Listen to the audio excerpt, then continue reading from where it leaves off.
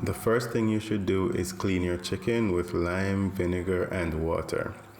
Once the chicken is clean, we can begin seasoning it with green seasoning, all-purpose seasoning, coconut milk powder, Scotch bonnet pepper sauce, and an egg.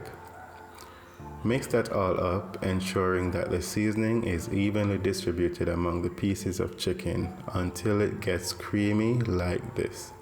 From here, you should let your chicken marinate for at least 2 hours.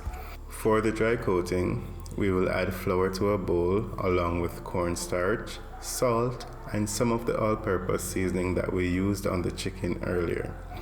Mix that all together so it can be distributed evenly, and rule of thumb for this is for you to be able to see small specks of seasoning in the flour. If you're not seeing those specks, then it means that you did not use enough seasoning. Now it's time to coat your chicken. Add your pieces of chicken to the flour mixture one by one and give it a light coating.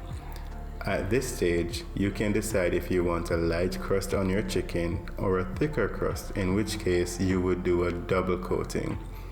I like it thin, so for this video, we will stick to just one coating.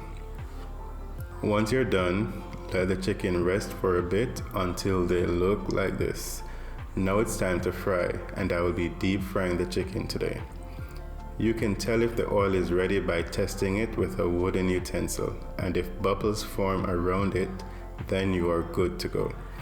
Ensure that you have the flame on medium and do not overcrowd the pot.